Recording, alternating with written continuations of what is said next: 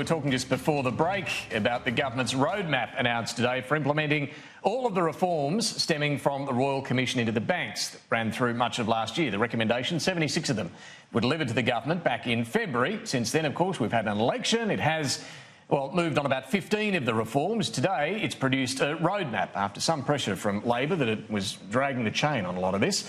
It will implement the bulk of the changes by this time next year, and then it says all of them will be at least introduced to Parliament where legislation is required by the end of next year. Now, Labor says that is still far too long to wait.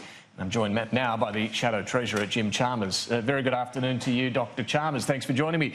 Look, I just laid out then the time frame here. It has moved on some of the reforms. It's had an election to deal with, of course, in the 6 months since the Royal Commission delivered its final report. What time frame would you prefer to see from the government?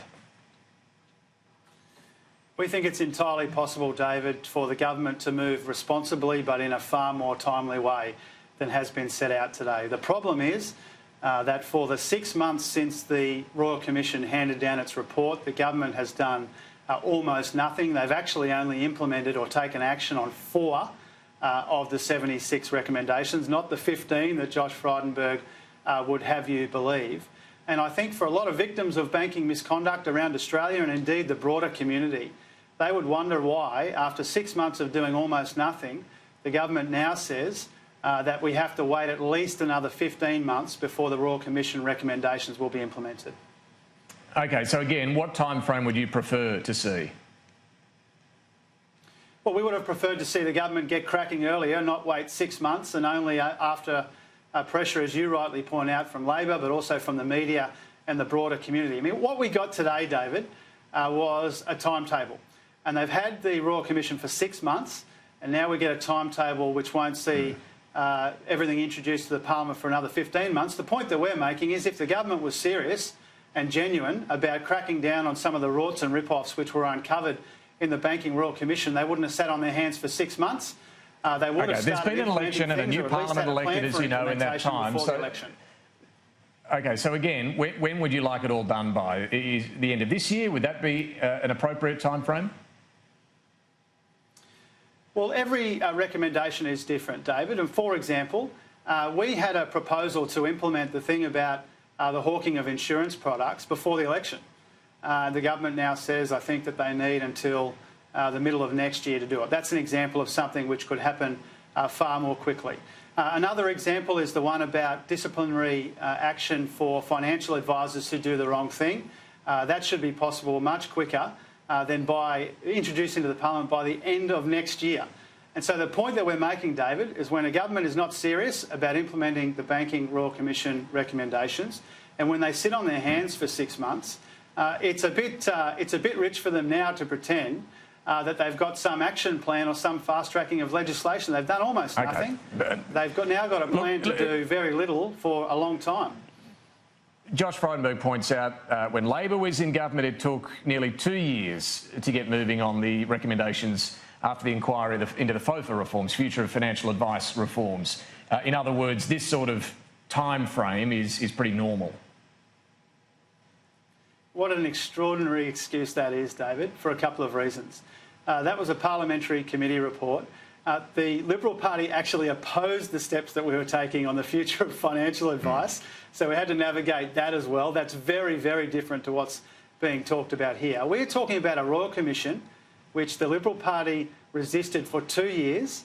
They finally implemented, and now they say they want another 2 years to get all the recommendations in place. It is a world apart from what happened in the future of financial advice. So again, when should it all happen by? By the end of this year? I'm just trying to nail down when you think this should all be done by.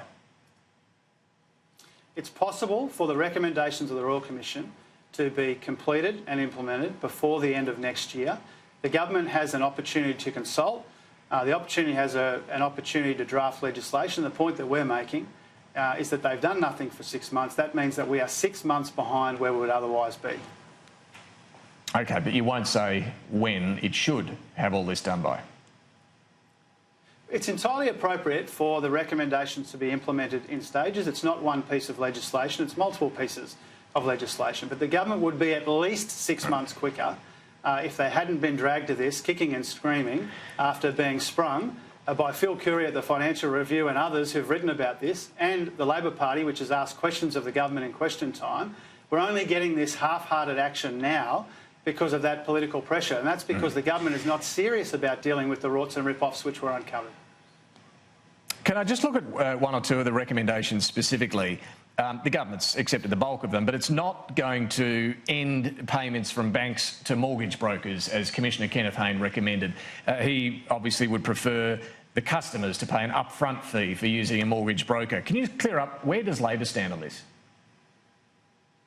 Well, we took a position to the election, David, which would have seen our proposed changes implemented in next year. That clearly, given the outcome of the election, is not going to happen. So we'll take the time to look at what the government proposes in the legislation. That particular recommendation they've got being introduced by the end of this year. So like all of our other policies, as we've said for 3 months now, and we've been very upfront about, we're reviewing our policies and we'll come to a considered view. I appreciate that, but should banks pay mortgage brokers in principle? Well, that's just the same question, David, dressed up in another fashion. I've said that we had a different view. We took that to the election. It's a pretty simple one. And what was the view taken to the election? Just remind us.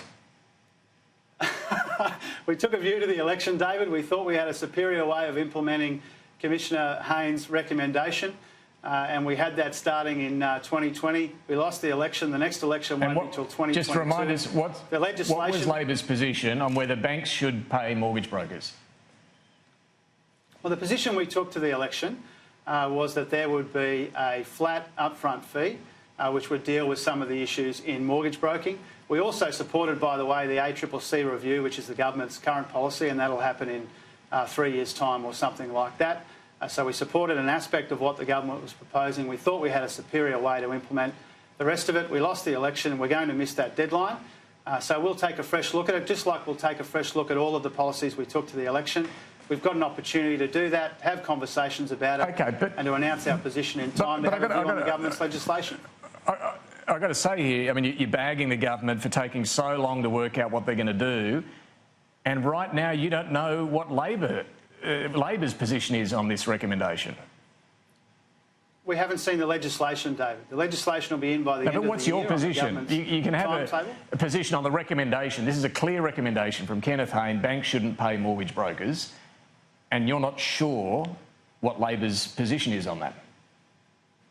I'm saying I can't think of another way to tell you, David, that we took a position to the election, we lost the election, we'll miss the deadline that we had in mind. So it's not actually possible for us to take.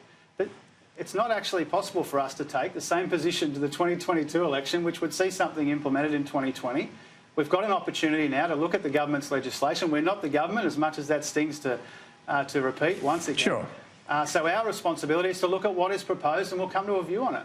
That's not unreasonable, David. And is that the same with all of the recommendations from Kenneth Hayne? Of course it is. It's true of all of our policies, David. We've said now for 3 months now, I've probably told you on multiple occasions at about this time on a weeknight or perhaps a bit earlier on a Sunday, that we are taking our time to review all the positions that we took to the election. It's only been 3 months since the election. It's almost 3 years to the next one, unfortunately. So we'll take our time to come to a considered view. And part of that, entirely reasonably, is to look at the detail of the legislation, which is proposed by the government, and come to a view on it consistent with our usual internal processes. A couple of other ones, quickly, if I can. Are you generally worried that there's already been an overreaction to the Banking Royal Commission, that credit is now too hard to come by, it's too squeezed for some, particularly small, medium-sized businesses, too difficult to get credit? Do you see that at all? Oh, look, I think there are a whole series of issues impacting that part of the economy in particular, and I think the most pressing problem we've got is a lack of demand, which is a consequence of a lack of income growth, as the Reserve Bank has said repeatedly. But yeah, obviously finance is not flowing as freely as we would like. That's not just because of the Royal Commission. There are a whole range of issues at play there, and we shouldn't try and oversimplify it. A final one, Scott Morrison's heading over to the G7. He'll be there as an observer and obviously meeting some of the leaders on the sidelines. A lot of the talk there will focus on the trade war between China and the United States, the uncertainty over Brexit still as well. You know, you would have seen some talking about fears of a global recession coming. How worried are you about that, and how worried are you about the impact that might have here in Australia? Well, there have been some concerning developments in the global economy, and I think it is a good opportunity for Australia to make its voice heard at the G7. I think it's very good of President Macron to invite Scott Morrison to go and be part of that meeting in France. It's a welcome opportunity, and I hope the Prime Minister makes the most of it. But I also hope that the Prime Minister and the Treasurer, for that matter, don't continue to pretend that all of our challenges in the Australian economy are imposed on us from overseas. We've got a range of homegrown challenges here which have been hanging around for much of the 6-year life of this third-term government. Things like stagnant wages, the slowest growth in a decade, record high household debt, 1.8 million Australians looking for more work or for work. All of these sorts of issues, declining living standards, they've been around for a long time now. The government's been in denial about that. And now they're searching for an opportunity to just ping everything either on the Labor Party or on global conditions. Many of our challenges are principally homegrown. They come from the fact that the government doesn't have a plan to turn around an economy which is floundering on their watch because their denial about the nature and magnitude of that challenge. So we hope when you that say he gives a good account of us in France. Do you fear a recession here in Australia at the moment? Look, I don't get into that kind of language, David, or play the prediction game, but what I do think is that neglect of these big, pressing domestic economic challenges around growth, productivity, wages, household debt and living standards has left us in a far weaker position than we should be. It has left us dangerously exposed to global shocks in the global economy should things turn worse. And that is because the government for too long now, in pretending that they're doing a good job managing the economy and everything's hunky-dory, they haven't done the necessary work or they haven't, acknowledged that these big challenges are hurting people in the economy and that we are precariously placed to deal with either a global turndown or even something closer to home.